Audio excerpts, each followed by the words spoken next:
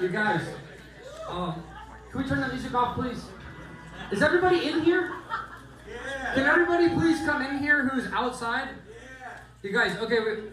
This is a really fucked up, but... Okay, so I'm gonna try to explain this to you guys without having a little breakdown. So we talked to the people who run the projectors, and one of the main projectors is down right now. So I'm not sure if we're gonna be able to show the movie tonight. There's two options. So we can potentially play the music on the speakers, but we're not sure. We're looking for a specific USB-C to HDMI. If anybody has one on you, please bring it over to Paul. He's the guy in the orange.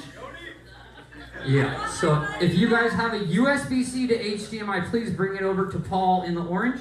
And the other option is, if you guys want, we could potentially play the movie on my laptop.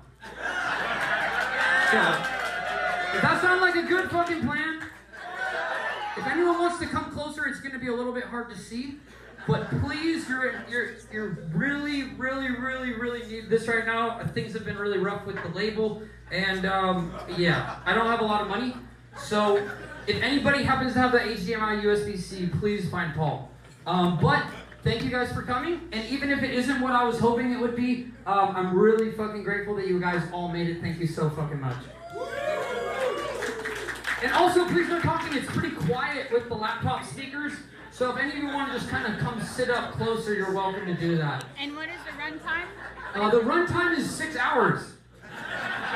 Okay. I'm going to play this right now, and if anybody leaves, I'm sorry. There's no bathroom set up. We've actually locked the doors in the front and the bathroom, so nobody's allowed to leave. And this is a double feature. We'll be playing the film, and then the second film.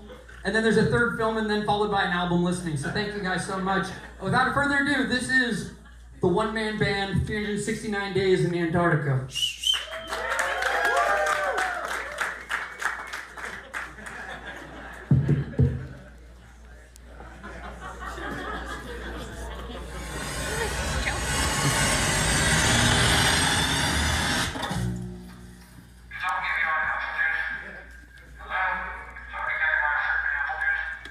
Is this thing on?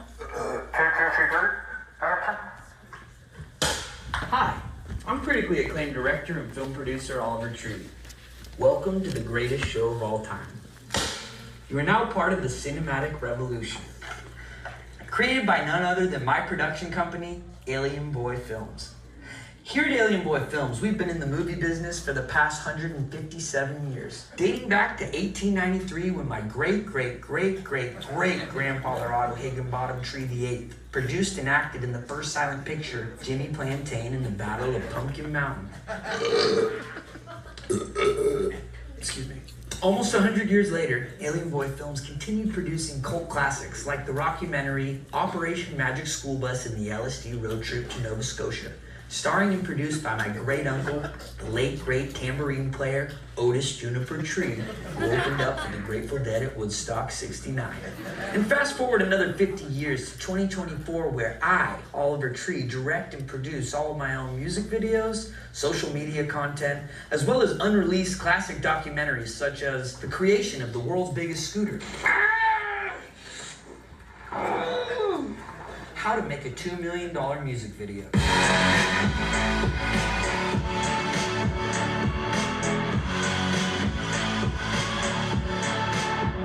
And at one time, Oliver Tree was banned from the military. We're inside a live army tank right now! Fuck that! So without further ado, enjoy the show. From the mind of Oliver Tree. And definitely not a government-fueled propaganda from the United States of America. Although I must thank Congressman Jeremiah Jeffrey and the Jeremiah Jeffrey Foundation for Arts and Crafts for a small loan of $10 million of hard-working taxpayers' money. Cheerio. Cut. See what I'm saying? It's gonna make me look legit.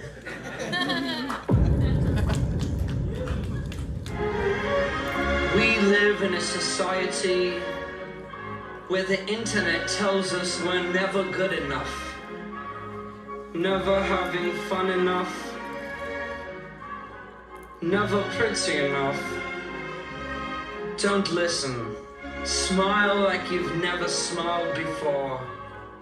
I am beautiful. You are beautiful. Ugly is beautiful. A new fragrance for men. From the mind of Oliver Tree. Social media can be difficult. At Meditech, we understand the internet better than anyone. Through years of research and development, Meditech has created the algorithms behind some of the most high-profile platforms, brands, and influencers on the web. Just remember, it's not a miracle, it's Meditech. Fresh, crunchy, kosher dills from the heart of Albuquerque, New Mexico. Perfect for any occasion, whether it's a late night snack or breakfast in the Bahamas. And remember, when you're in a pickle, call Dr. McNichol. I'll give you a nickel to touch my pickle. Also, try our new peanut butter pickles.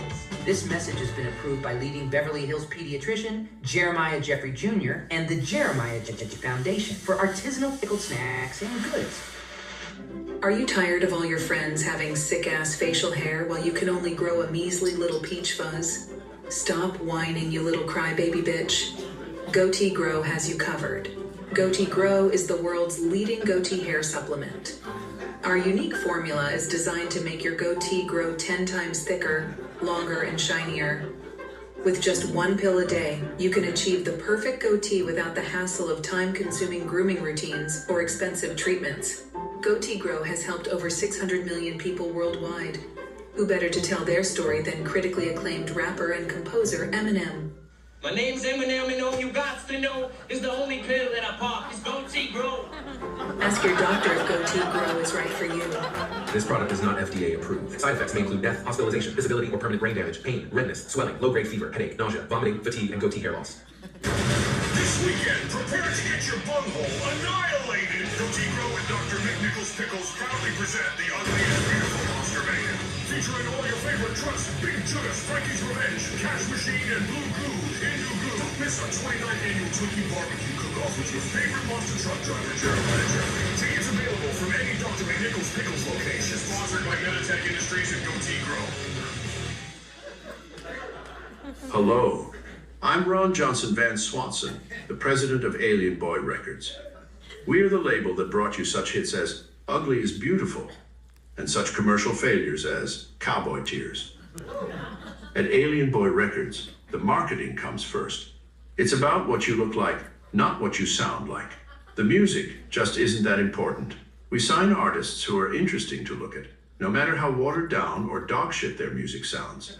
Alien Boy Records has access to cutting-edge algorithms, bot farms, and pay-for-play technologies, which has made crafting industry plants up to 15 times easier than before. Our #1 artist, Oliver Tree, is a prime example. Alien Boy Records is responsible for the writing, production, promotion, and distribution of all of Oliver's music. He has no say or involvement in the creative process. We have manufactured every aspect of his character, from his obnoxious personality, his wackadoodle outfits, to his downright embarrassing haircuts. We make him sing and dance like a stupid little monkey. We created Oliver Tree, And we can destroy him at any given moment.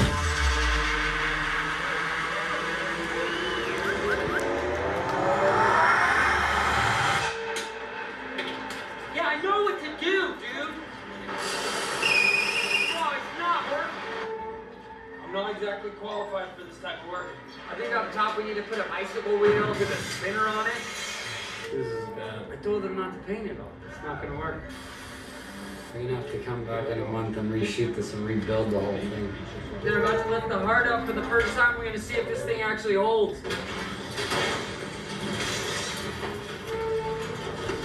This is the most dangerous thing I've done in Afghanistan yet.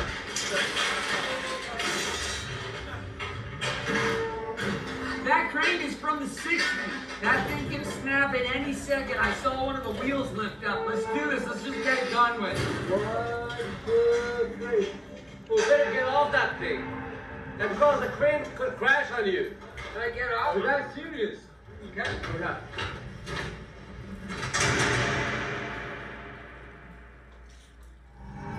The following presentation is brought to you by MetaMobile. We politely ask you to shut the hell up, turn off your phones, and live in the moment. There is no filming allowed, and if Oliver catches you taking a video, He will personally sue your ass for every last penny.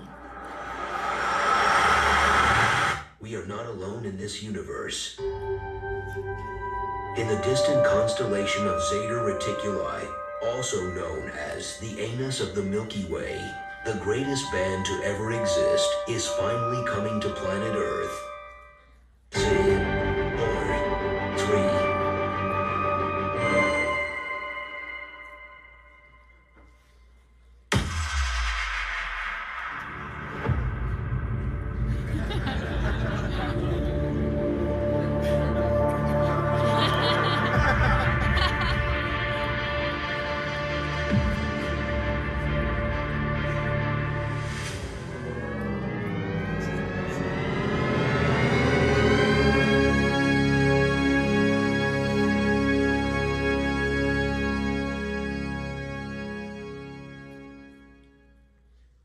The following feature film has been approved for restricted audiences only by the Jeremiah Jeffrey Film Institute of Antarctica. This movie contains gruesome imagery, such as making out with grandmas, full frontal male nudity, ugly men getting punched in the no-no spot, as well as naughty words and potty jokes written by my 5-year-old nephew, Little Bubba Jr. After disappearing for years, the next chapter begins. Oliver Tree's true magnum opus, the same sound you fell in love with, now returns for the 4th studio album by the bowl-cut legend and a ridiculously epic odyssey. Recorded over 2 years in over 80 countries, 7 continents, with tribes in Africa, from Antarctica to Afghanistan. The documentary series, The One-Man Band, and the greatest album ever recorded across planet Earth.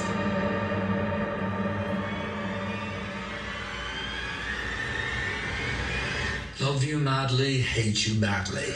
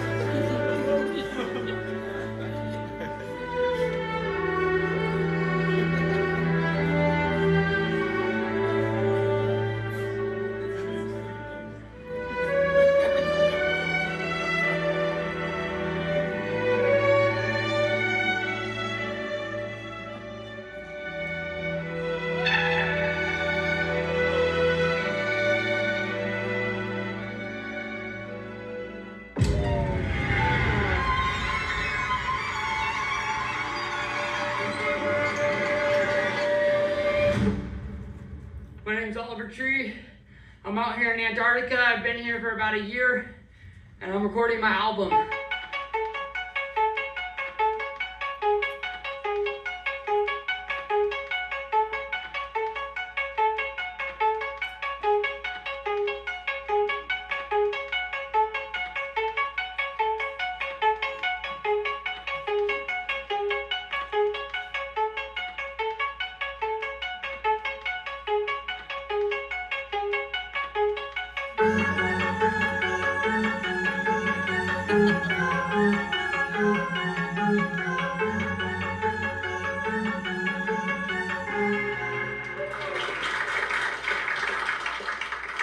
What's up, guys? My name is Oliver Tree. It's a pleasure to be here. This is my 64th consecutive week here in Antarctica.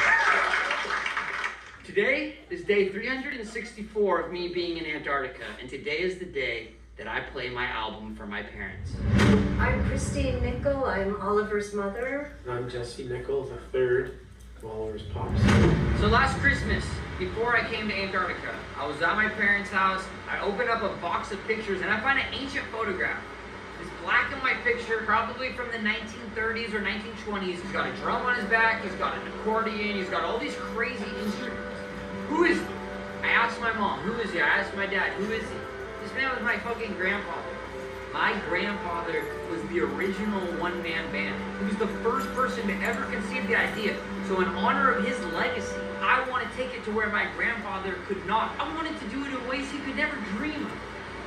Remember when he came home for Christmas and he went up in the attic and he looked through all those photos and he Yeah. found one of his grandfather. John Nickel, yeah. Yeah, And he died penniless, and he's following his footsteps. It's like history repeats itself. he actually had talent. Yeah.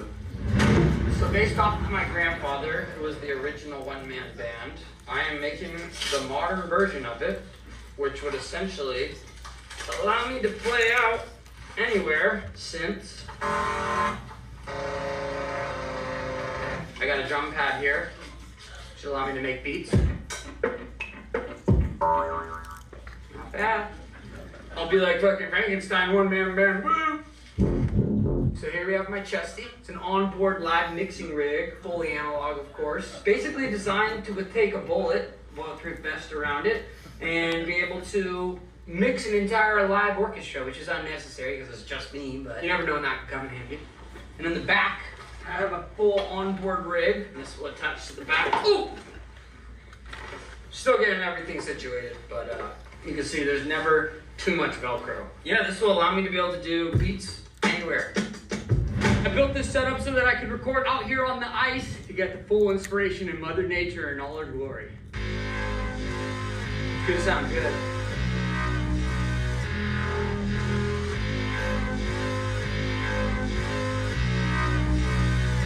I'm making a drum and bass banger today. There it is.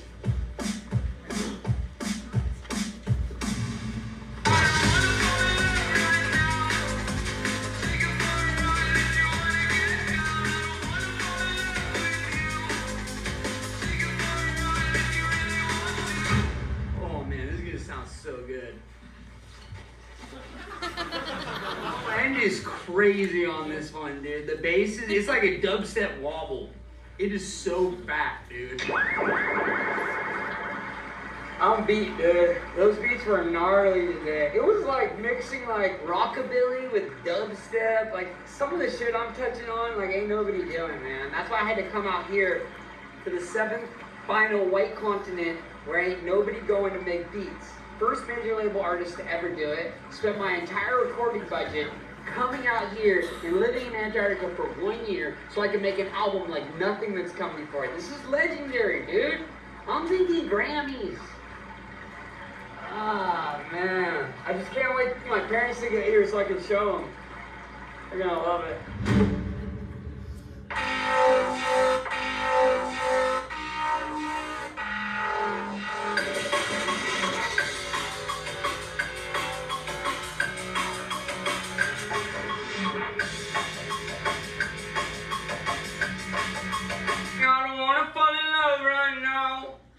Take you for a ride if you wanna get down. I don't think there's some rap that could fit in there, maybe. Boom! Who is that chick that I was talking to? Shorty kinda bad. I really like the views. You can do the math, then I'll take you to my room. Shorty, would you wanna come through? Would you wanna slide through? Would you wanna come through? That's a fucking hit. I'm running for. Oh, fuck!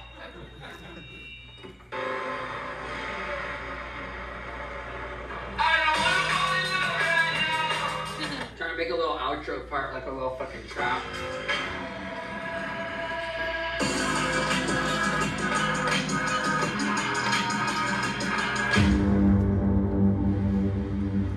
So this is one of the things I came here to research, which is the alien bases. We saw UAP. UAPs we've seen UFOs, we've seen a wider range of things. We've seen ones that were oblongato, very long, more like a missile, and we've seen ones that are more circular, the traditional, standard kind of boring, textbook stuff. We've seen a wide array of Orbs, a lot of orbs. Those are rare. And I'm always watching. But have you seen any coming out from underwater? Oh yeah, they work their way down, they finally make a hole, and the way they go, that water drains down, and sometimes you see them shooting out the sides of these big chunks. I've been keeping my eyes pretty wide open, and I've been looking. We saw it one time, it was absolutely stunning. I'm on a rifle team with the military. Me too. I'm pretty good at ranging, just looking at things. And like I say, just look at the stuff you know, and the length of it, give you a good judgment. If I was to bet that little one looks like an entry port right there. The one on the right, that small one, that's probably for a smaller ship. Get a close-up of that. What I'd give to get a chance to go up in there. Are you fucking shit? 1, 2, 3, 4, 5. I can count 5 different entry points to this alien base. This is the reason why I've stayed in Antarctica so long. Look at this fucking thing. I'm giving an interview about alien bases and one shows up right behind me. This is a daily thing here. This is something that has kept me in Antarctica because I want to know more. And without the proper military support, I can't go deeper into this because this is NATO territory. It's been closed off. But a guy can wonder and a guy can watch from a distance and document. We've got multiple cameras here so that we can try to get this footage and upload this to the internet where everyone can witness this for free. We don't have to hide this anymore. I'm so sick of the government hiding what's really going on here in Antarctica. This is what's going on. Alien bases that go underwater, where you have orbs, you have UFOs, you have UAPs, you have so many different types of vehicles, but this is what keeps me. And as much as I love it, I feel like maybe I've hit a threshold. Maybe at some point I can come back and work closer with more scientists.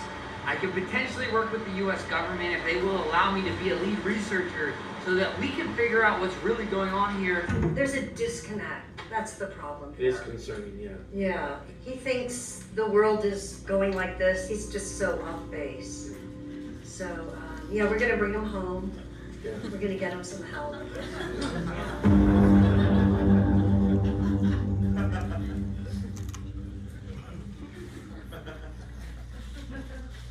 I think a lot of people are scared and they come at it from a fear angle. But for me, I come from an open heart and open arms. And I welcome the aliens in, and that's why I've had so many interactions with UFO ships. That's why I've seen them time after time. Because I know I have an open mind to this, but an open heart. And I know the aliens can pick up on that. Of course, there's also the walls that surround it, the flat earth theory and all that. I'm not going to get into that, but yes, we did find the wall. This is the perimeter of Antarctica. This is the perimeter of what we call the end of the flat earth. Me and John Rock climbed this about 6 months ago. We lost all the footage because there's a magnetic layer on the wall that erased all the photos. It was quite unfortunate. The wall is over 16 meters high. We tried climbing it the first time. John Rock had an asthma attack. He didn't bring his inhaler. The second time we were able to get to the top, it's literally nothing. It just stops. Flat ending. The earth ends here. And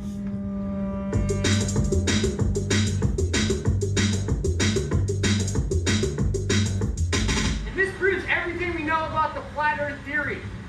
The world is not round, otherwise there wouldn't be a wall surrounding all of Antarctica. The perimeter is an entire wall. If you come here, you will see it time after time proving the world is flat. Well, there was one guy, he was one of us. He was a flat earther, and then he came out here and he was like, oh, the earth's not flat. He changed this whole thing, but that was not a real flat earther. That was a guy who was put in by the government. Undercover. He was undercover, for sure. We call him circlers. He was full of shit. He was definitely not a flat earther. If any of my guys came out here, it would take about 2 hours we would be able to prove. John Rock wrote his essay about 6 years ago about this, and he proved everything we know. It flipped the whole world on its upside-down axis. We call it the Z-axis. That's the flat axis. He's losing it, so his perspective is not clear. Someone needs to tell him.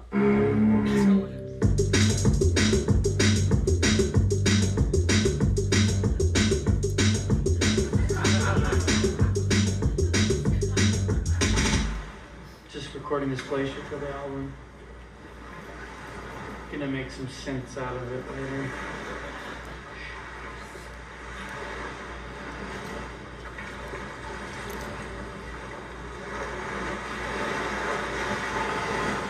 That's gonna be icy.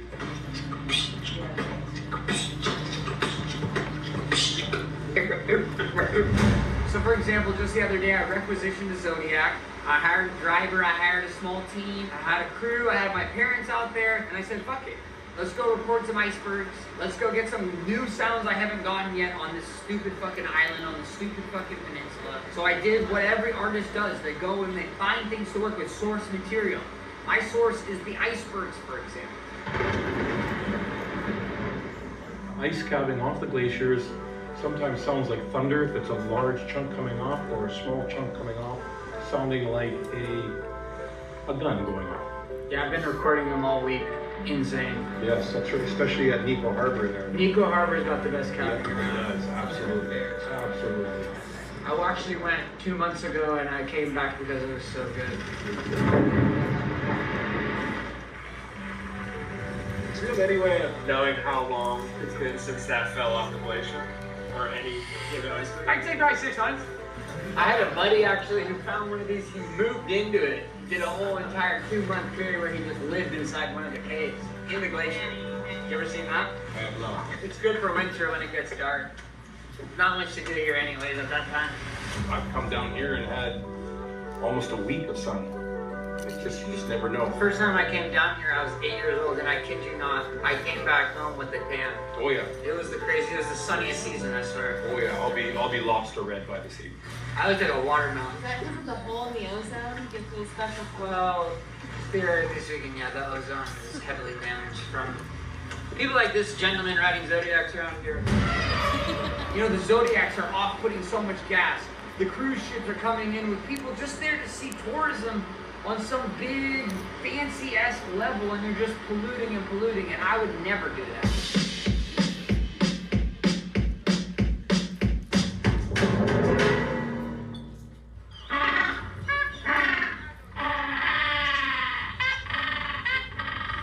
So I came out here to record everything naturally, try to do found sound collage.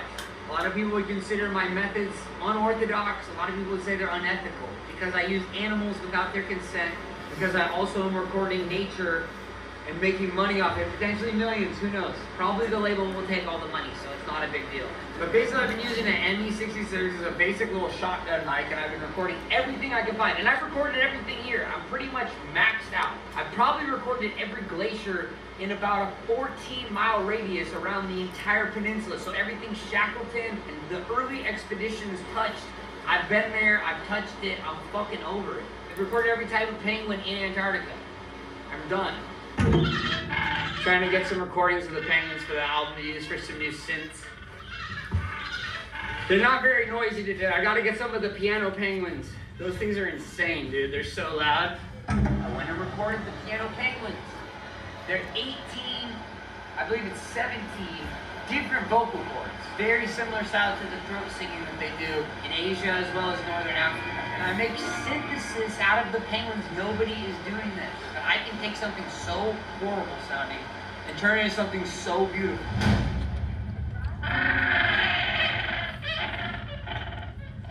Behind me is the largest colony of piano penguins right here on the Antarctic Peninsula. The most loud and obnoxious of all the penguins, famous for 18 different vocal cords inside the center of their throat. It modulates between chords and sounds like a really out-of-key piano. Obnoxious would be an understatement. They also smell like shit. If you can imagine 50,000 babies' diapers being unloaded in a semi-truck in front of your front door, that's what I'm experiencing right about now. Don't even get me started on the piano penguins. Their fucking dookie smells like a nuclear poopy. If you're lucky enough to make it out to Antarctica, I would highly suggest skipping this portion of the trip. Let's go. I just took a shit. You know that there was a team of scientists who actually measured how far that it can shoot the poo-poo out, because one scientist got hit while he was eating a sandwich. Now it's some fucking end of the world conspiracy that the fucking global warming is making the poo bigger. No, the poo has always been the problem with the piano penguins. That's always been the problem. It's not global warming. They're just shitty species. That's all. Fucking annoying. They sound like shit. They smell even worse.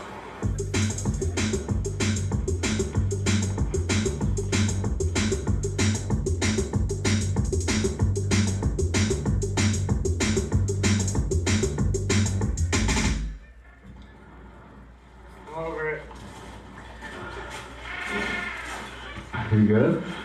I'm fine, just go on my tummy. Hey man, you cannot touch the ground, please. I didn't want to. Okay, try not to. I didn't want to. Okay. It's a nightmare.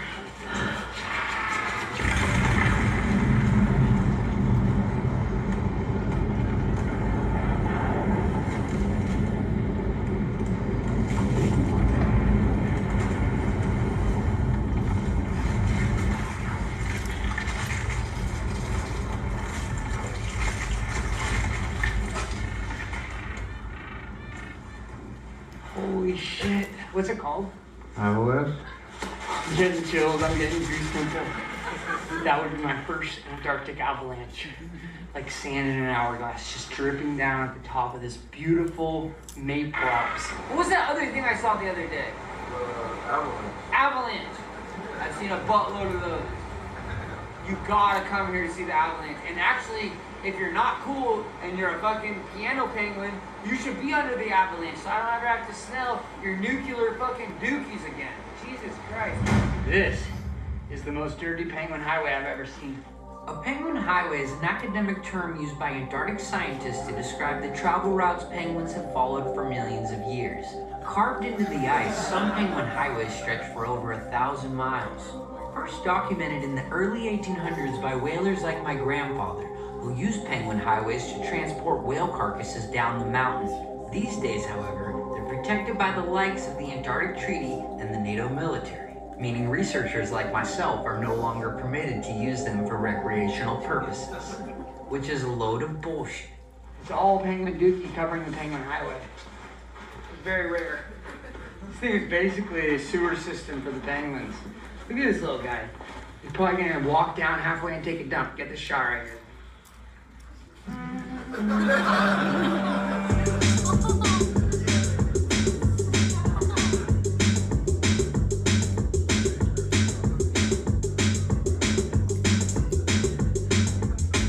That is very concerning because this penguin thinks he's on a penguin highway. He's on my highway, and now there's gonna be issues. Little buddy, step off.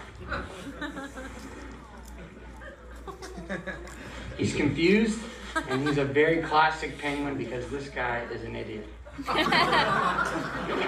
This mofo just cock-blocked us off the penguin highway.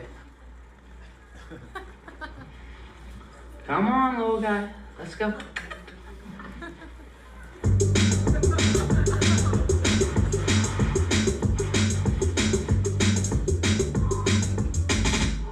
That was lucky.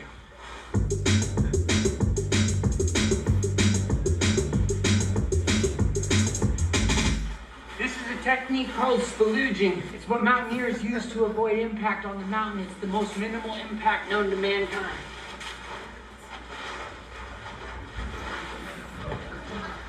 On February 7th, 1821, American sealer John Davis is believed to have been the first man to set foot on Antarctica. Concerned his footprints might disturb the seals he was hunting, he decided to slide on his socks and spalooge all over the ice. It was that day that spalooging was brought to the 7th continent. Originally invented by Neanderthals in the Nordic regions over 40,000 years ago, spalooging is still widely popular to this day.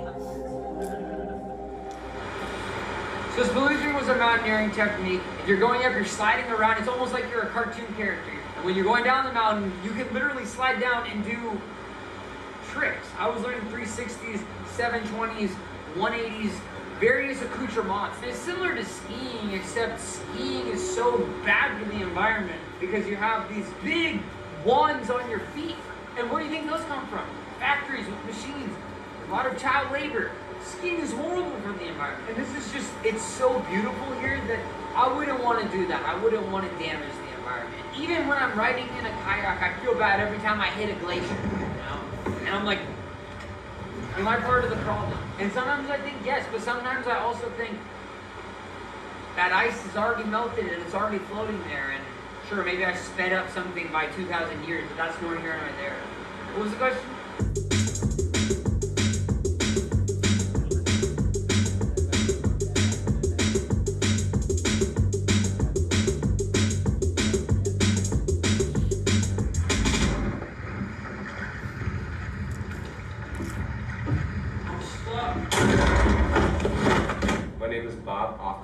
I'm a concert promoter and talent buyer. I came down here to Antarctica because I have been working with Oliver Tree and his team to produce the Ice Festival. It's IYCE Festival. I present you the man, the myth, the legend, dubstep DJ Dr. Oliver Tree. The doctor will see you now.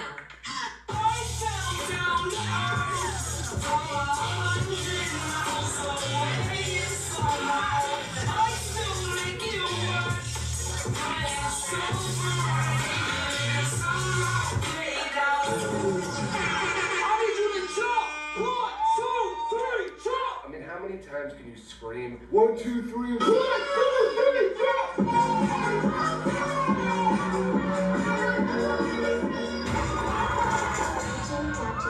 He just keeps playing over and over. DJ Dr. Oliver Tree. And it just goes on and on and on. And I'm like, will this ever end? DJ Dr. Oliver Tree. Dr. Oliver Tree.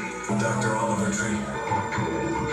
DJ Dr. Oliver Tree. This was absolutely the most heinous crap I've ever heard in my entire life. I knew that nobody was going to connect to this music. I'm just sitting here thinking, like, I'm ruined. All this energy and resources and money that we're putting into this event, it was just absolute garbage.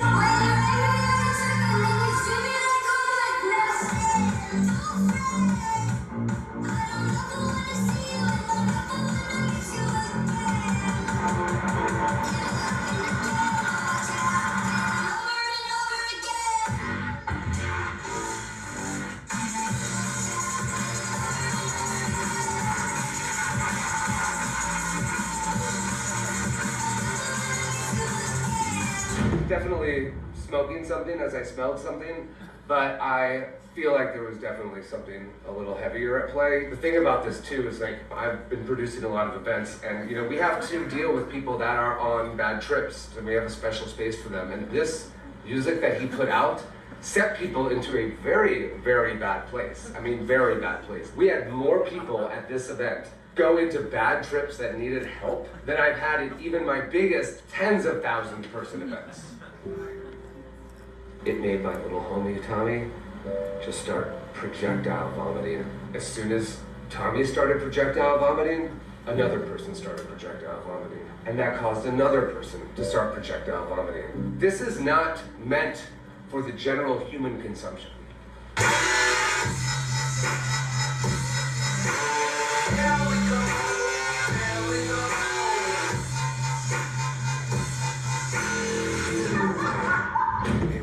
We have gotten into ruinous territory, and I've had a lot of concerts over the last 23 years. Some have been amazing, some have been absolutely god-awful, and I can guarantee you this will be the worst festival and event I've ever produced in my entire life.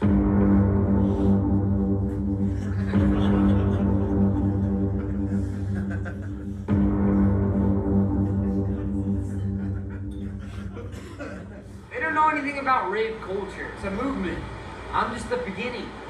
There will be generations after generations that will come after me. I don't know, what's the question?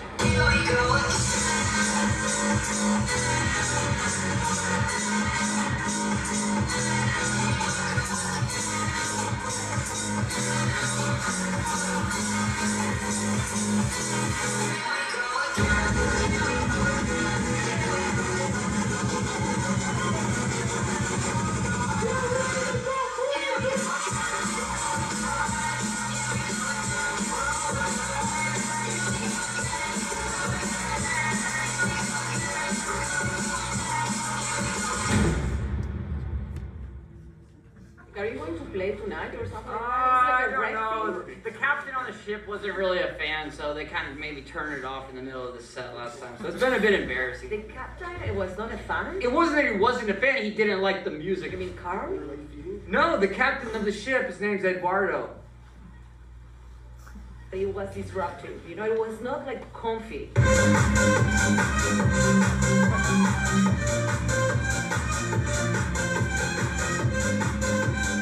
Not all art is supposed to be a Disney movie where it makes you feel good. It's supposed to make you feel. It's what an artist does. Like, listen to this. This is a dubstep sound. It's not supposed to be beautiful. It's supposed to be...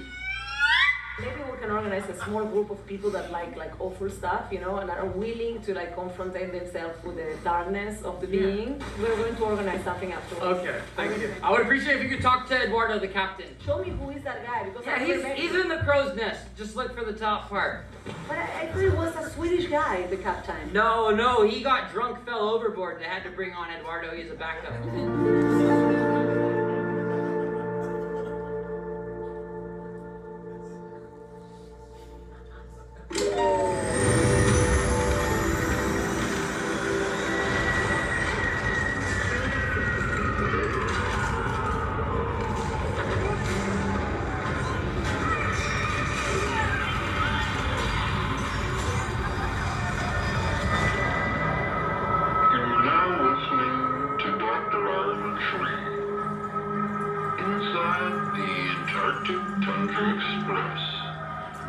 Another trip through another dimension in the most beautiful, untouched place on planet Earth. One of the last empty places on this planet that isn't overpopulated, overheated, overworked, overstimulated, overanxious, overentitled, overmonopolized, whatever instruments depleted in every last living thing, including ourselves. So take a moment to be present, be here, and be in this moment. It will be over before you know it. Instead of looking forward to the next thing, just soak up every second.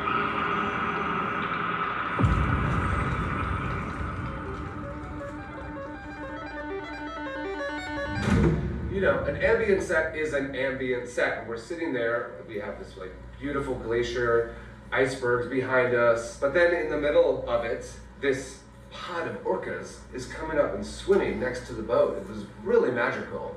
And what does this clown do? Mr. Ego drops this super gnarly dubstep song.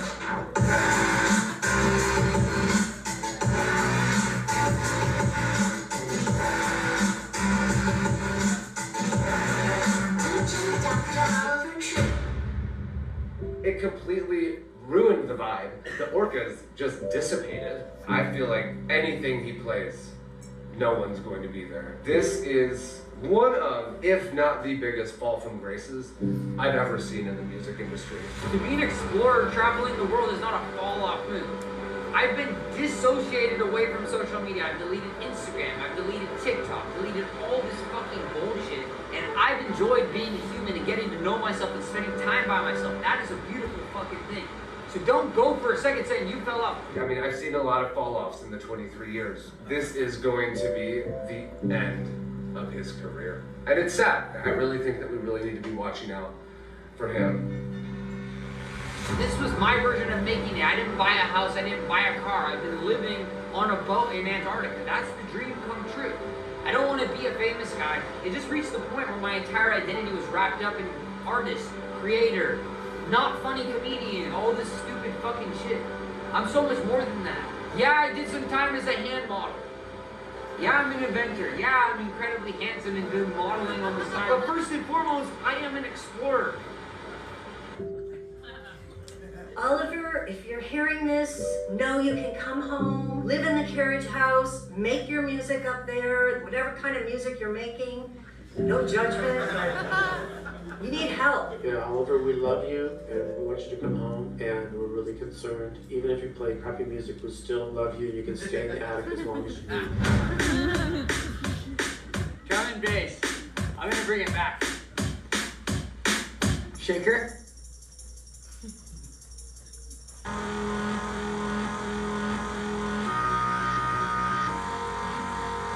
It's gonna sound good. Check this out. Do some rapping or something?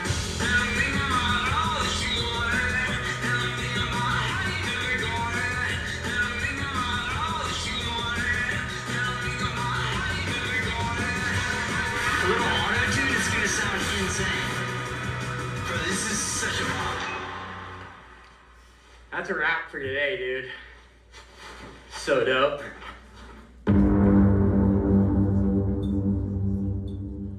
My parents are gonna be so fucking pumped when they hear this new shit. I just bought their tickets, set them up, all the lodging, 35,000 USD, baby.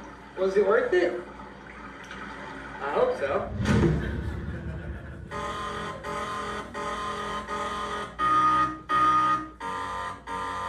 Middle of daytime at the same time, same wall, same car, meet the same line. But yes, I've been making synthesis out of found sounds. So taking the sounds, recording them, and then chopping them up on my computer, stretching them out. Pull out the notes.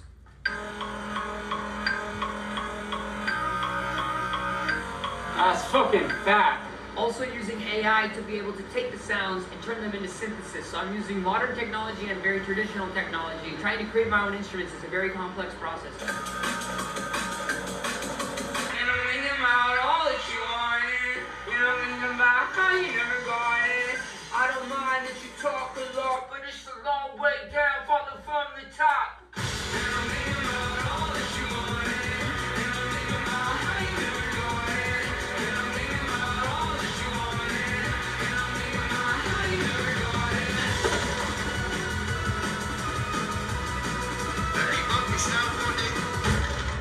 They just called the fucking boat, dude. We gotta go. I'm gonna go out there. If you can just sit back, clean this place up, get it nice and tidy for me. I'm gonna go hit some fucking waves, dog. You help me with the fucking zipper. It's stuck again. I have to do everything myself, really?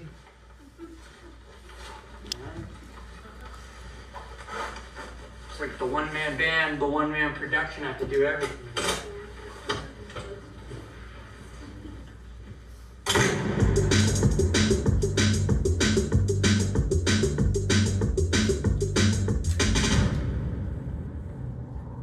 What you see behind me is a decimated whale colony, taken by poachers, such as my great-grandfather, Otto Higginbottom Tree Jr. VI.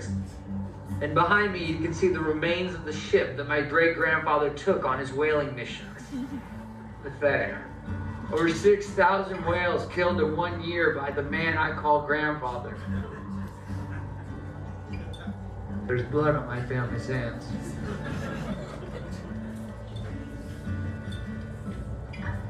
We got emotional. I'm good. This doesn't sit right with me. It's heartbreaking to know that my family was a part of this. Killing so many innocent whales. And also, my grandfather worked at SeaWorld. Where he would take orcas and put them in contained life in a jail cell in a SeaWorld. I can't live. As you can see behind me, these are full-blown adult manatee whale bones. The last few years, archaeologists have turned the entire world upside down from what we knew. Whales originally had feathers with back hind legs that could walk on land. It was said that over 6,000 years ago, they could fly. I don't believe it. Let's get out of here. It sounds like shit. Now this is something that's extremely rare. As you can see, this is the tip of a whale penis. I mean, just imagine the size of that thing. It's the size of a school bus. Devastating what it could do to the female whale. Insane.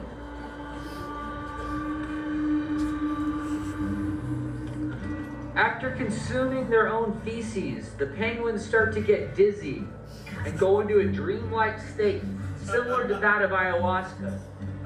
As you can see, they're pretty out of it at this point. These guys are nodding out right here. It's very, very, very sad to see. These are what we call penguin junkies. Consuming their own feces is what we call getting high on their own supply. In the animal kingdom, this is the last stop before death.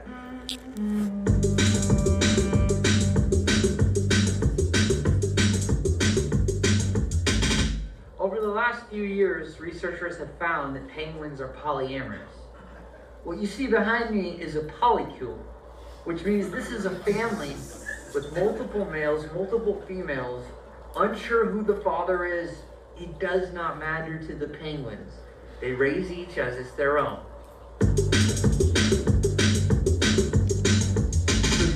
One second, I gotta take this. Hello? No, I can't do that because I'm in the middle of the fucking Antarctica. Yes, sir. I'm so sorry. He hung up. Is your Wi-Fi working? My Bluetooth is not connecting right now. You think you can get one of the engineers to come out here? Hello? I'm trying to take this call. If you look closely behind me, you can see the solar panel I had my team set up last January, as well as a Starlink internet router, which allows me to take my business calls very far from home. Jimmy! Yes, the leak is still there. No fucking more excuses. Just get rid of the fucking problem. He hung up. He fucking hung up. It's going on the other side now. Just come, quick. Can we wrap this up? I gotta go take it down. Is there anything else? Behind me, you can see one of the most famous surf spots in all of Antarctica, known as Nantiki Bay. This was used in such surf films as Surf's Up and Surfing with the Penguin, released in 2002. Super legendary swells. Now I know the waves look small from here, but we're about 4 miles from there. Yeah, it just looks smaller than it is. They're huge, massive. The best time to surf in Antarctica would be during the winter, which is when it's fully dark out, but we wear flashlights, we have full body gear. When we go in there, we'll be surfing between 2 in the morning, probably 11 p.m. It's pretty much an all-day thing. It's an extravaganza. Me and the boys will bring our boards out. Try to get barreled at least, a couple times. One of the better surfers out here. Some of the guys I work with, they're pretty amateur. But I also double as a surf coach, so it's something I've been kind of doing for the community at large. Just because I want to try to build the surf scene out here in Antarctica. It's pretty small. But the waves are really magnificent. Just come back in the winter when it's dark out.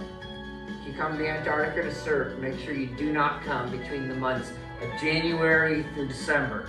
There's only a sweet pocket right there between December 24th and December 26th. That's the only time you're gonna get good waves out here in Antarctica Bay.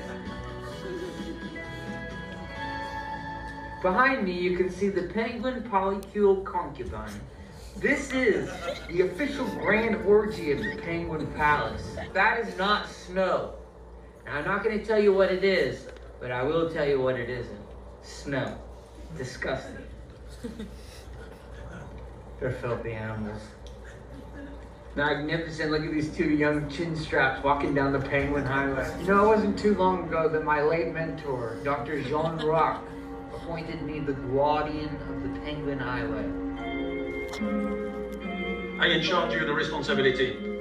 I entitle you the Penguin Guardian. Thank you so much. It's a real pleasure and an honor, Mr. Oliver. This is a very big day for me. Jean Rock just appointed me as the Penguin Guardian. Brings a smile to my face every time I see it.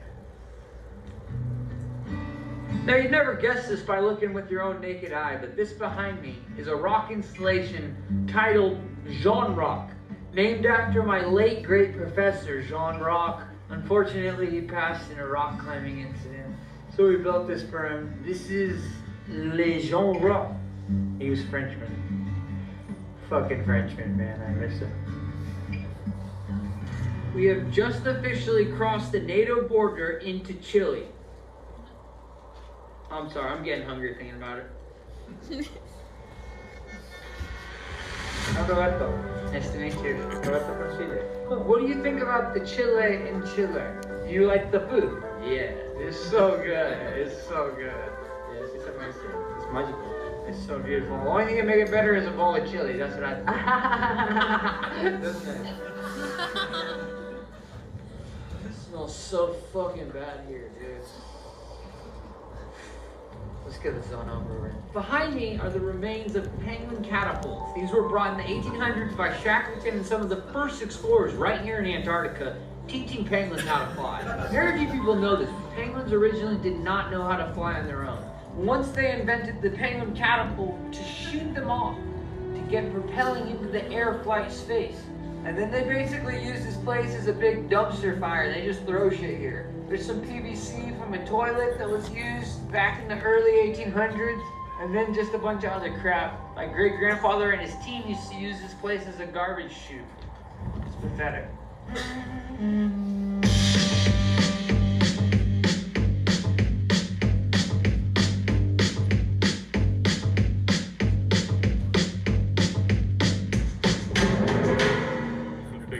Fly on rare occasions. We're up to about 7 seconds now. We're pushing to get to 8.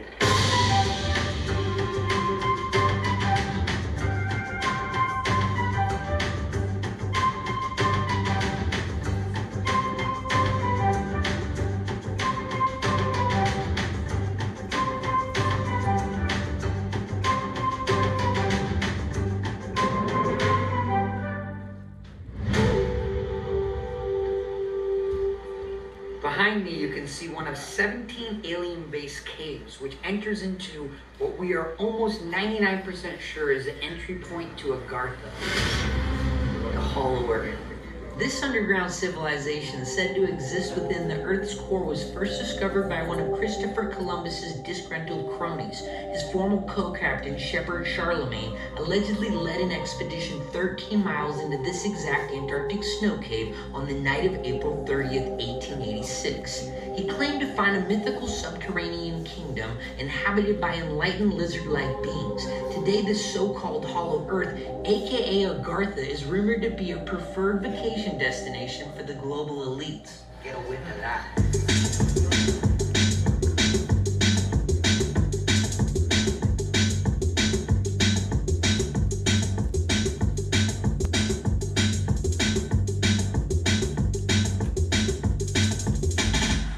That's one of the entry points right there to one of the alien bases we've been looking into. One of 17 around the Antarctic Circle.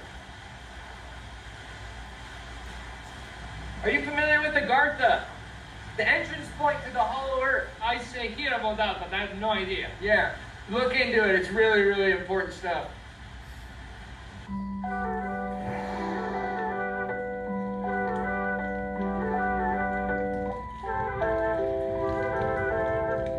Thought that was a monkey shark.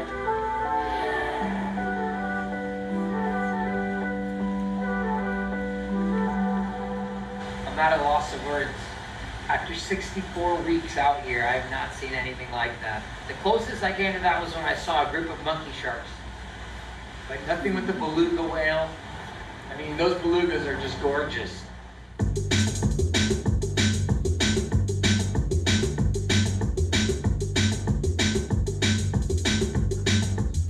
And if you look closely, you can see the penguins in the V formation all making their way to Acai Mountain, where the acai plants grow plentiful.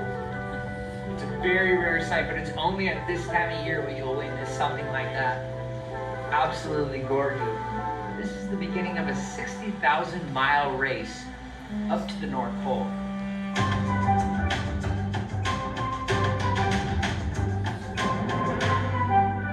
It's just a couple Gen 2 penguins, pretty boring.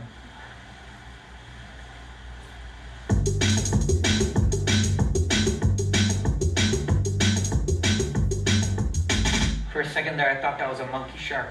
For those of you who are not familiar, monkey sharks are one of the most vicious and violent predators in Antarctica. It's a hairy-like torso, hairy-like facial features similar to that of a beard, but covers the entire face, similar to that of a monkey, mixed with the body and shape of a shark, hence the name monkey shark.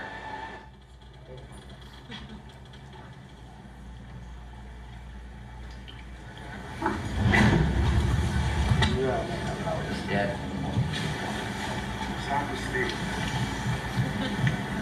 Looks like he passed away last night.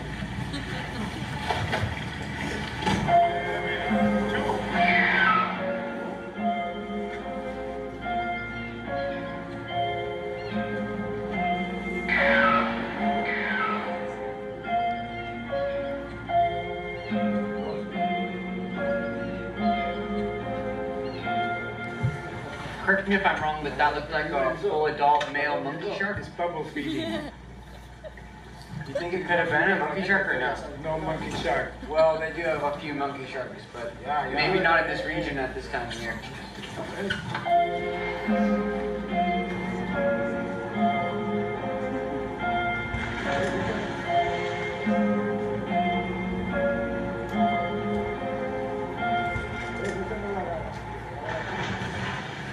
Oh, that was definitely a monkey shark. You could tell because the porpoise tail, you could see it lift. It was pretty hairy. Yep, absolutely correct.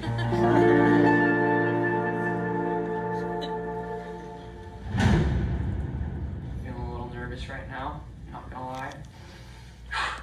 Exactly 1 year ago today, I did the polar plunge.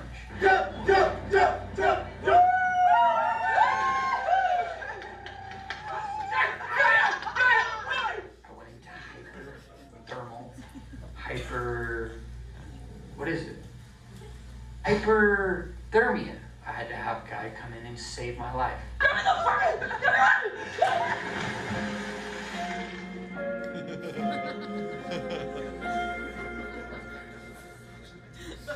My L1, L2 was popped out of place. The only reason I was freaking out was because I popped out the L1, L2. It was very, very, very scary. I went into shock. I couldn't breathe. I couldn't talk. I could barely scream. And then, of course, I started working with Andrew Seeley, my spiritual guide. He started doing different forms of meditation.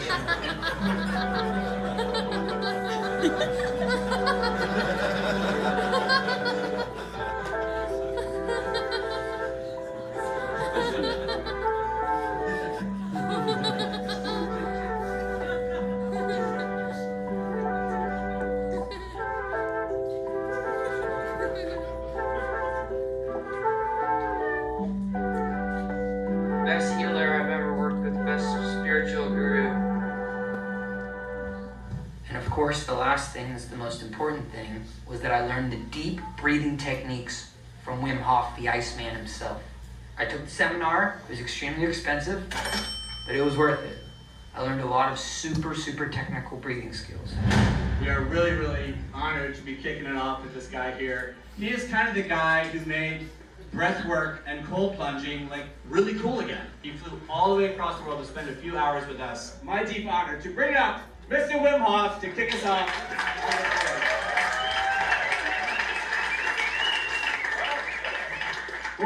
Take a deep breath in.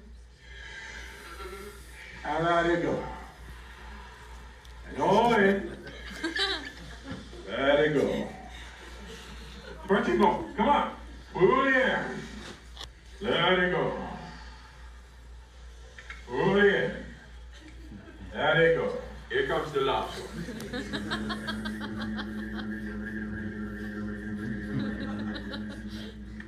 3, 2, 1. Pull it in. Hold it. Squeeze it to your head.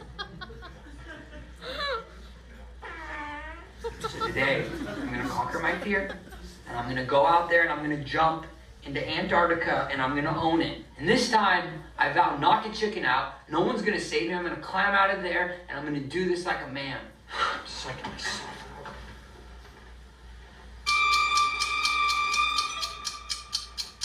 I'm just gonna start out by just going out and feeling the temperature.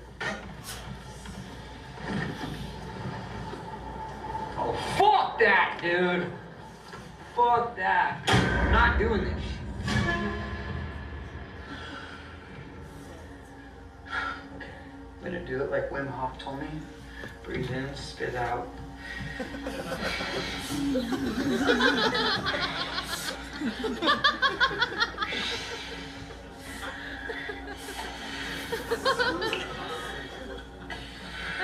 think it's just breathe in, breathe out. Breathe in, spit out. That's what he said in the class.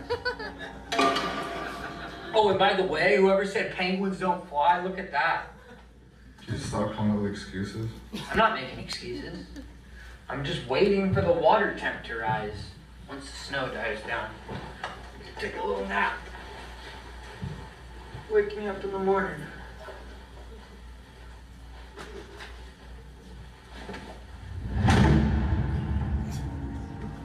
Albert, it's time. I know you're awake.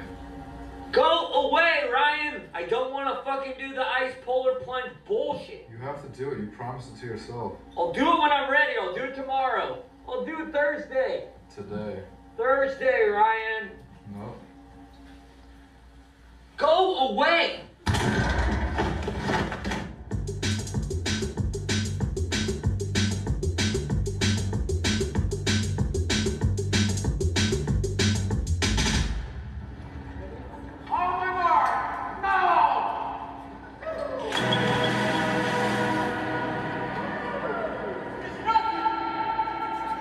During my year in Antarctica, I followed the path of my grandfather's college roommate, British explorer Ernest Shackleton, whose 1914 expedition became one of the stupidest survival tales in history.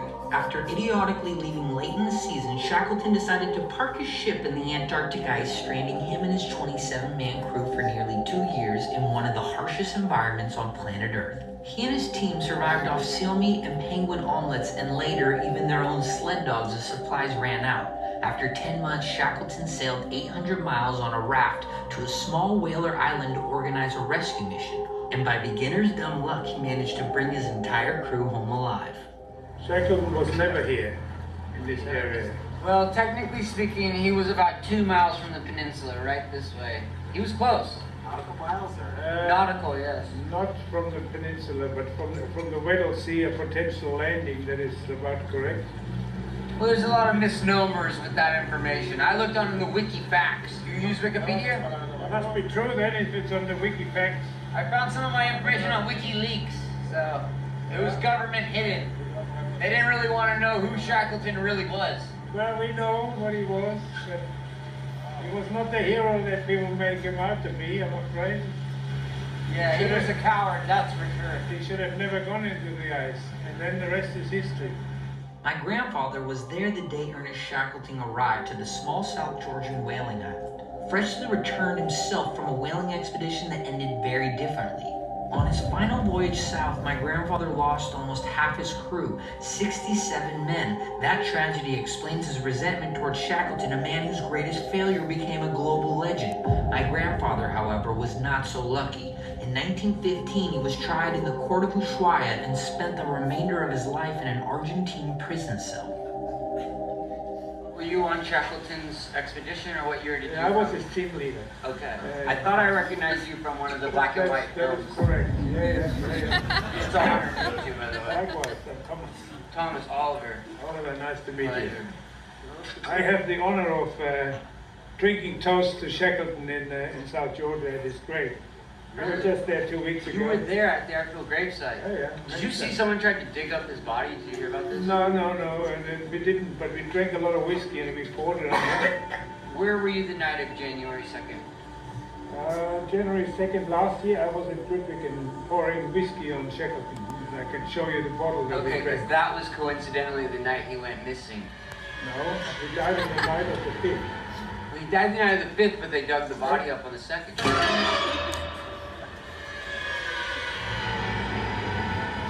Over here on the left-hand side, we have one of the most infamous penguin egg breeding farms left in Antarctica. This is the next one we will take down. Over 60,000 penguin eggs are illegally sold on the black market right here at the Brown Penguin Farm. What did you say? Is it a smuggling route for penguin eggs, this southern route through Antarctica? The southern route is the most notorious for illegally selling penguin eggs. They use them for mostly penguin omelets. Northernmost one is in the Arctic, you know, the northernmost penguin farm. Yeah, that's the most it's popular on one. Greenland. Yeah. Greenland? Yeah, that's where we're gonna go next. That's where they breed the penguins up there. This is the local guano factory for you guys. So how did the penguins fly up there? That would be a miracle if the penguins would fly up there, because they're not penguins, they're cormorants. Correct me if I'm mistaken, but that looks like a Gentoo colony. If they wanted to be a Gentoo, you can call it a Gentoo. I don't care. I'm pretty sure I saw a chin strap too.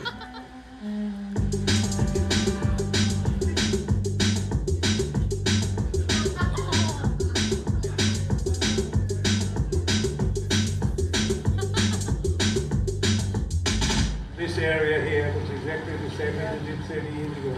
You're saying global warming's not true. So many conspiracy theories. Global warming, it's real. A lot of the snow has melted. It was the summer weeks where it got to upwards of 100 degrees. It was really freakish.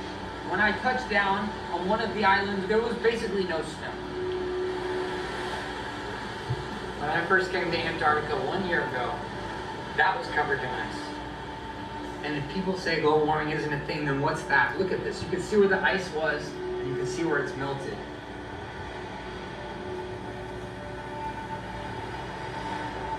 That was literally an iceberg. I remember seeing that exact iceberg floating. What is that now? This was 4 times the size. And now, try to riddle me this. What is it, covered in penguin poo? No, that is rocks. It's obscene. This makes me horribly sad. Everything I know is completely shifting before my eyes, and I've watched this drastically happen. Okay, as I've been here for an entire year, I've been watching the ice melt slowly and slowly, and now it's at the point where there is no ice. This is what humanity is doing. They're melting the ice caps. They're turning them into rocks. It's either that or that's a shitload of penguin poo. And I can guarantee you that that's not the case.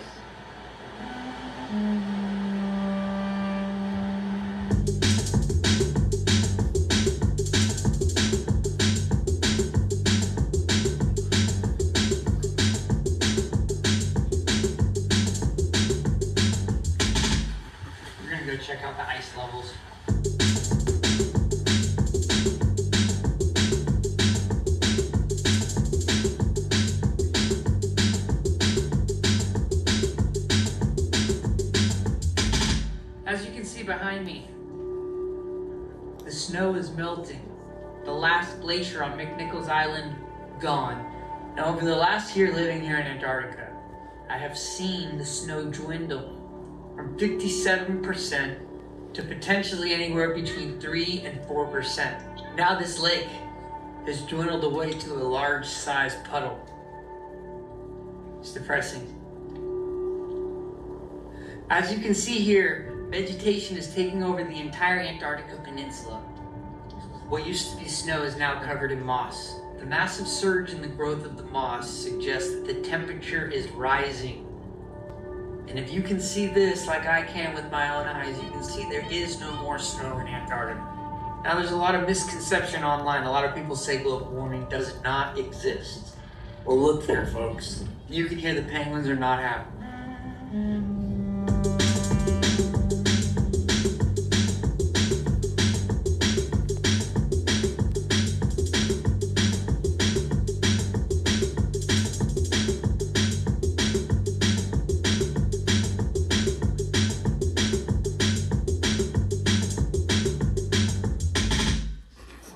That's a chin strap right there. No, it's a Gentoo. No, that one's a chin strap. Those are Gentoo penguins. No, those are chin straps. Cool. Great discovery, man. And look closely, it's a fucking chin strap. That's not a Gentoo. I've seen a lot of Gentoos in my life. That is not a Gentoo. I can see it's strapped, the white strap, the chin strap. You see it? Absolutely not. Let's get out of here, Ryan. This guy has no idea what he's talking about. These right here are chin strap penguins. I saw a couple of emperor penguins as well. There's absolutely no Gentoos here. Are there emperor penguins here too? Sultans. See, she's got it wrong. You got the emperor penguin mixed up with the south ends. That's hilarious.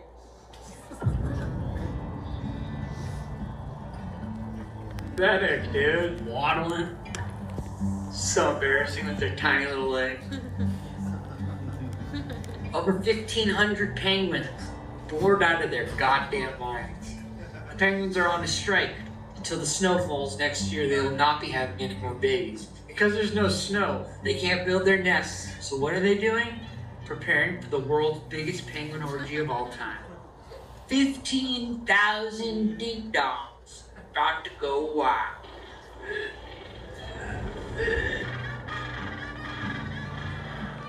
It's gonna be one epic time, though. If I was a penguin, I would be there. The lake is gonna visit.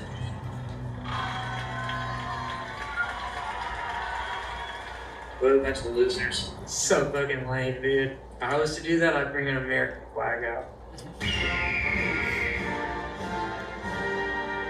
What does a penguin do when its home has been taken from it?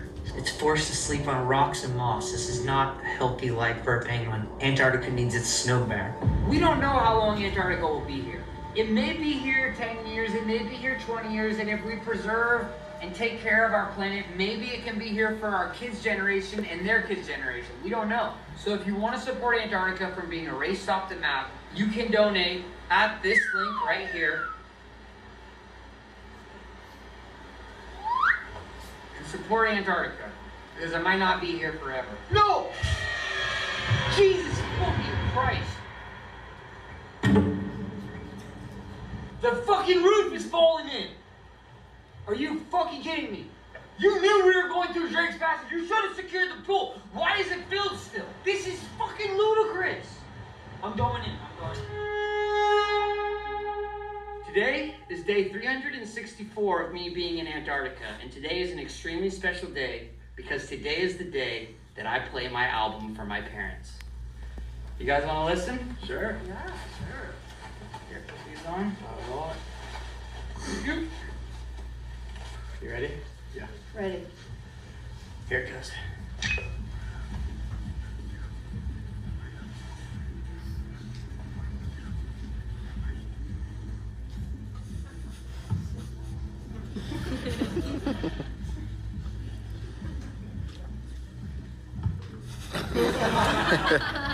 Can we try another song? We don't like it? You know, It's kind of hurting my ears a little bit. Maybe turn it down. Okay, I'll turn it down. Could you turn that down? Yeah. Thank you. That one's more for a younger demographic, but this one I feel like you'll like. It's a lot more uplifting, a little more positive.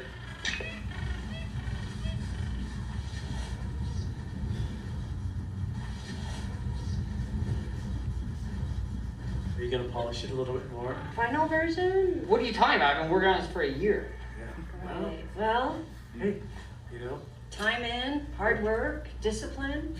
gotta Keep feel at it, it. man. Gotta feel it. Yeah. Yeah, I do feel it. This is to me very special stuff. And we hear another one?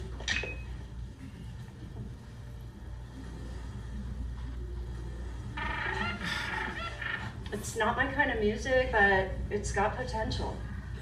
So you actually think it has potential?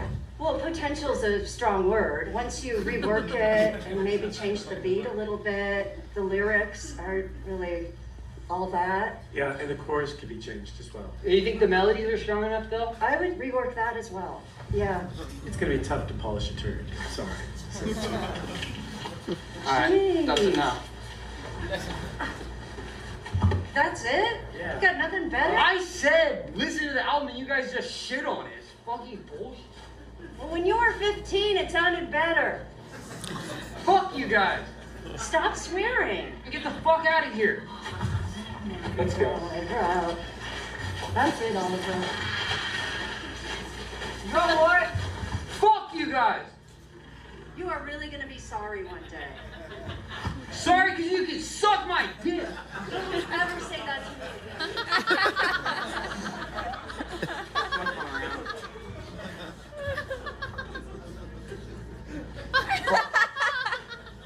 Think I fucking need them? I'm a self-made man. Why do you think I fired the band? Because I don't need a fucking band. I am the one-man band. I don't need my band. I don't need my record label. I don't need my fucking parents. I don't need no fucking friends. I'm gonna go out there and I'm gonna prove everybody wrong. It's fucking bullshit, dude. I'm a real artist. I actually fucking make this shit. And these people fucking shit on it. What kind of song they ever make, huh? They never made a fucking song in their life and they're gonna tell me how to make music. Multi-platinum artist. It's fucking bullshit, dude.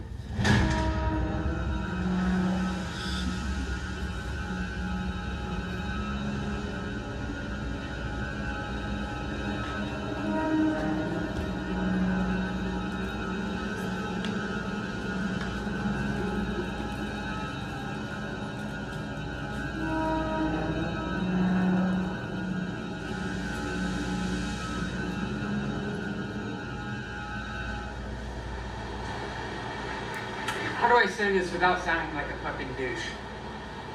So I paid a lot of fucking money to bring my parents out to Antarctica to show them the album, and what did they do?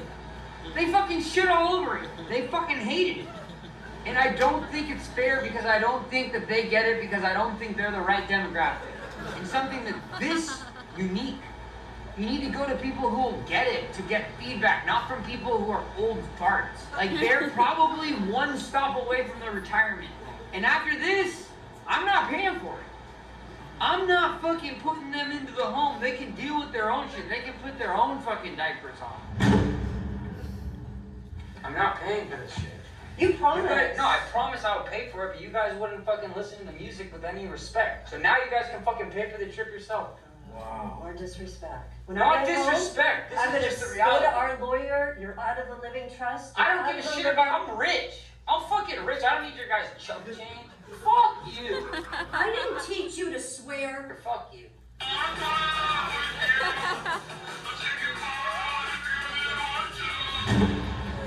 Unbelievable. You know, you give and you give and you give.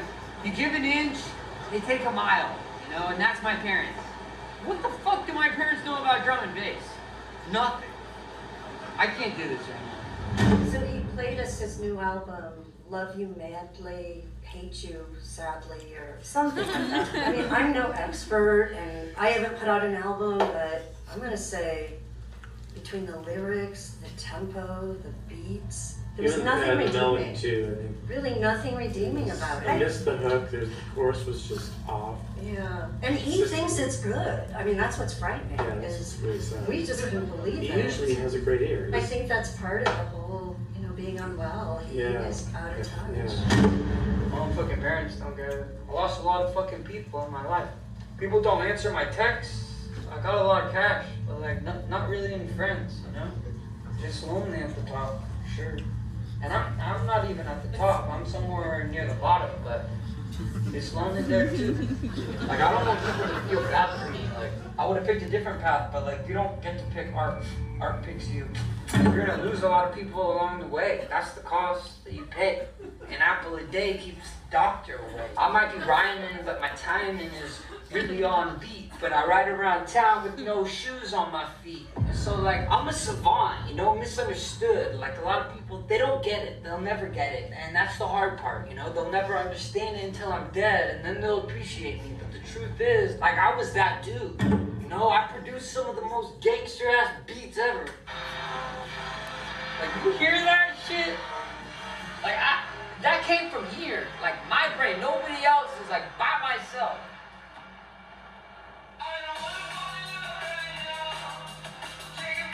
That's fucking fat. It's worth it. It's worth it. I lost a lot of people in my life just so I could make a song like this. It's worth it. It's worth it, man.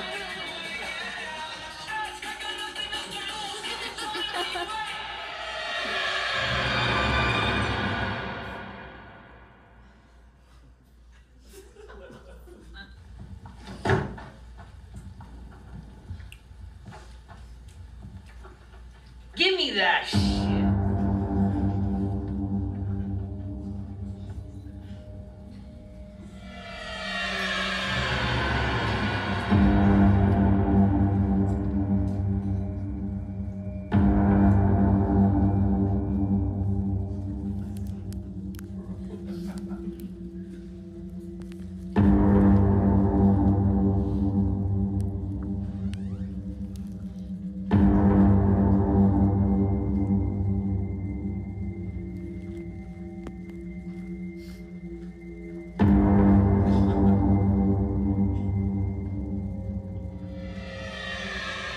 You've been hired to work for me, not for these fucking clowns. These guys aren't paying you. They're certainly not paying for the fucking camera that I'm renting out for $40,000. This is the same camera that NASA used to fake the moon landing. And you're just giving it willy-nilly to anybody who asks, without fucking consulting to me. How fucking pathetic are you, really? You're a megalomaniac. Dude, look at you. You're so low vibrationally. And I'm up here. You'll never be there. You'll never be at this level. And I'm humble about it. You don't hear me bragging about, oh, I'm a multi-millionaire on the road to the first 100 million. I'm just a casual guy. I just show up, polite, and you can't even fucking thank me for giving you the fucking trip of a lifetime. You're fucking pathetic. You're more fucking pathetic than my fucking parents. This is fucking bullshit. We're very concerned, but we're here to get our son and try to get him the help he needs.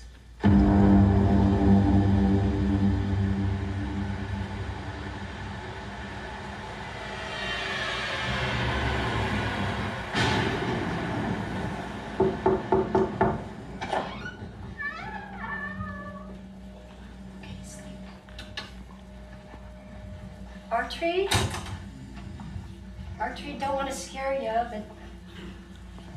Oliver. Hi.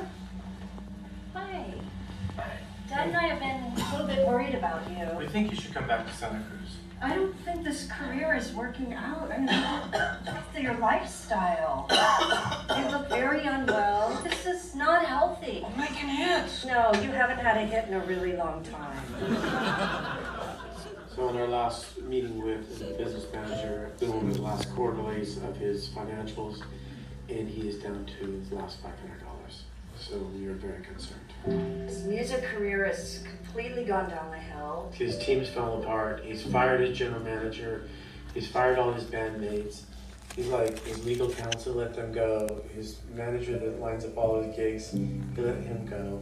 The whole thing. Yeah. The whole thing is not working. Like everything that supported him is gone. Yeah. Yeah, it's just Yeah. tragic.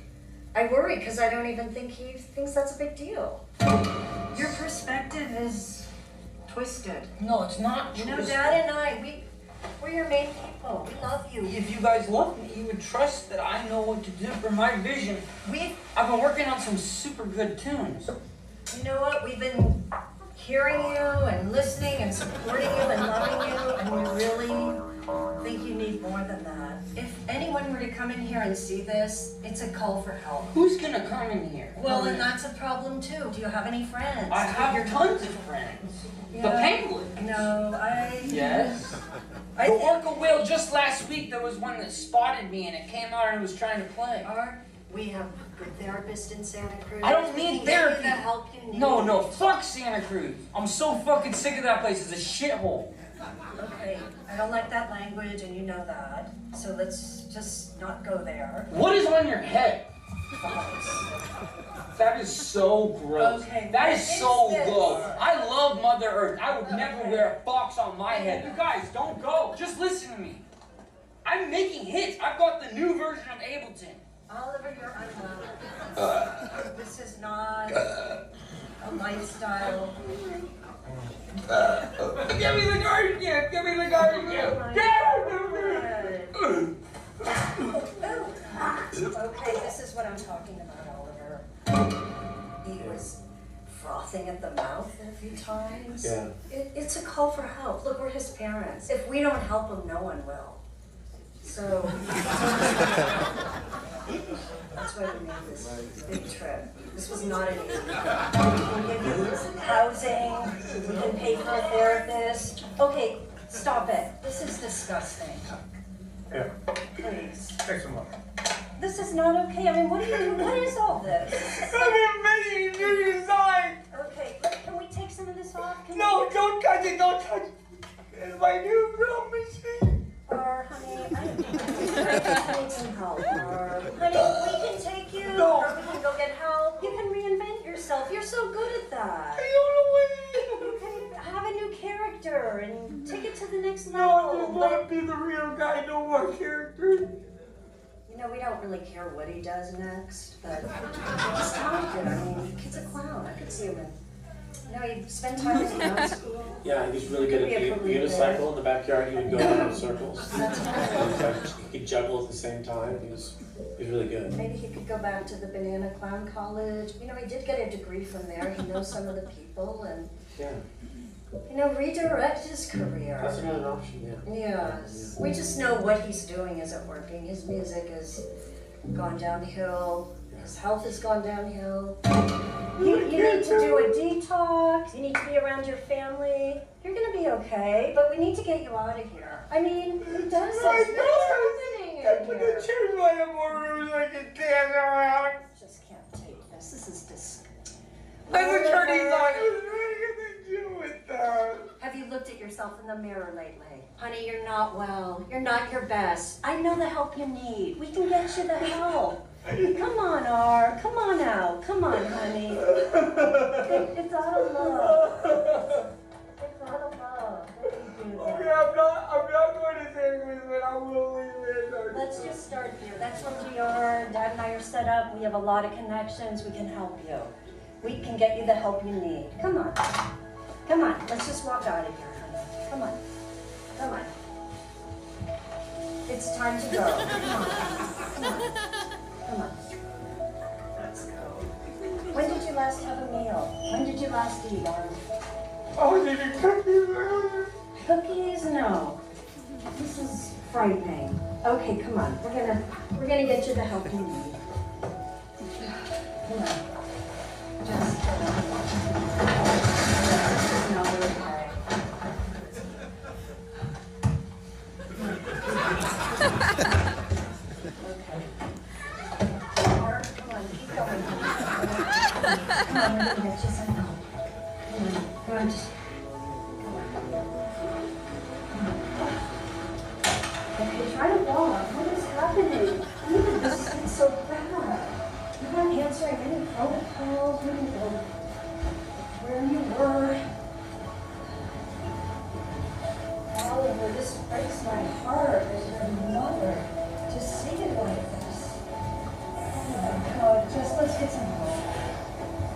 Maybe we should go on your It's just been too long. It's been going on too long. We've been patient.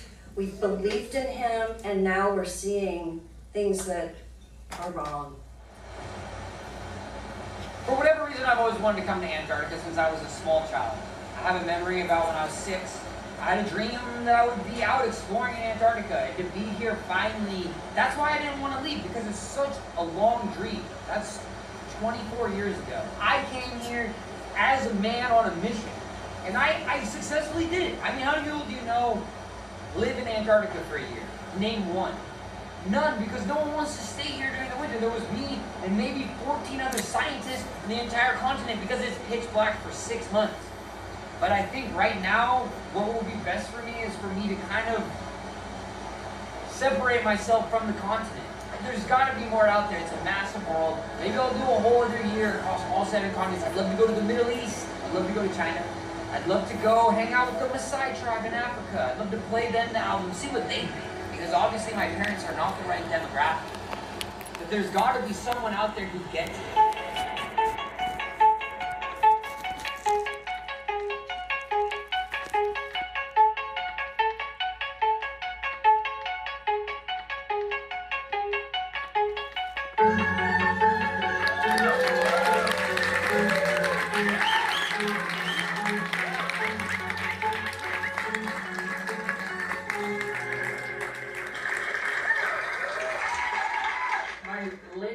Former mentor Jean Rock appointed me the guardian of the Penguin Highway. And I just want to say, any question about albino parakeets or the monkey sharks, come to me.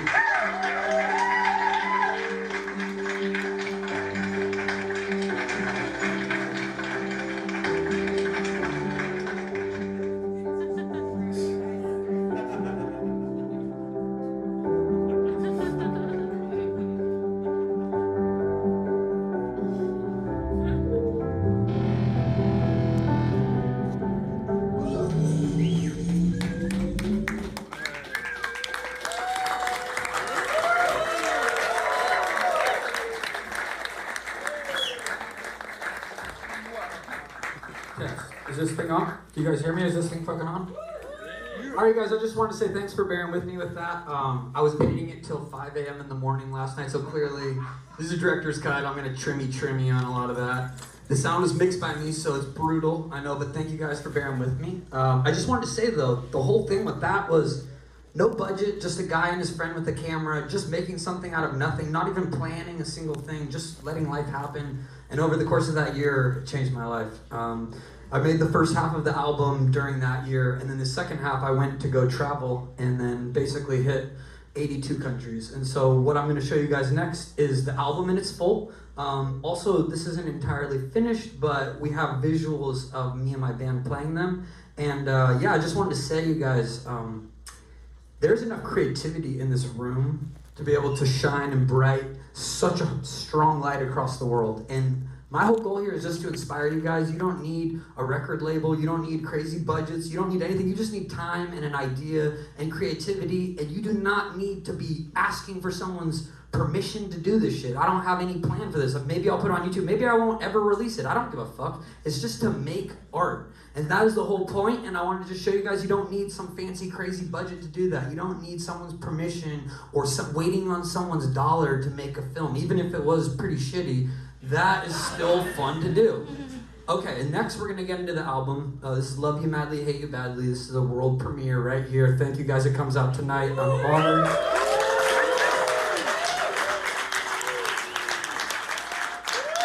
Is there any way to put the house lights on really quick so I can just see what the crowd looks like? Oh my god, you guys are so fucking ugly. Turn that shit off. Turn that fucking lights off immediately. Alright, without further ado, we'll play you guys the album. Thank you for bearing with us and sticking around. I love you all.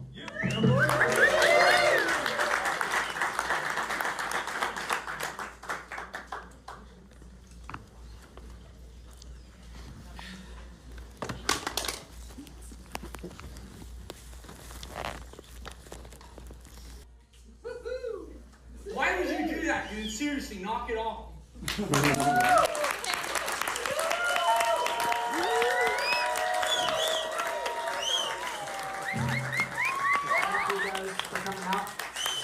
Really quickly, those videos were basically made with zero money as well. My record label that I used to work with used to give over $1 million every cycle, and they would give a lot of startup capital.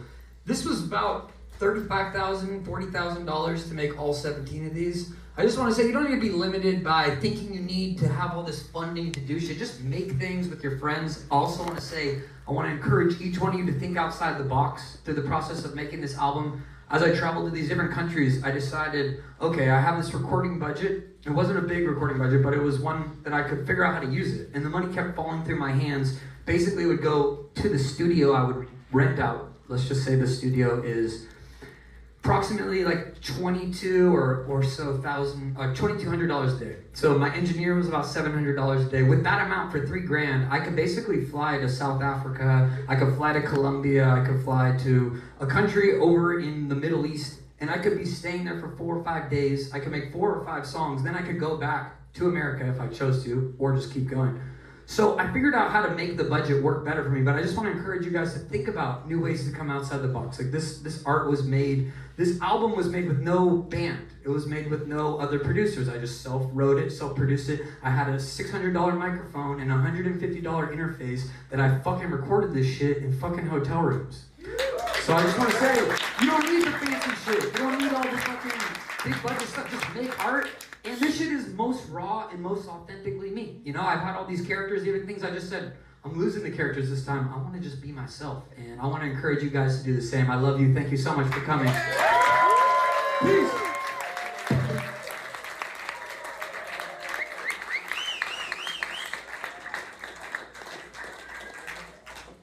And we're getting kicked out. Everybody have a great night.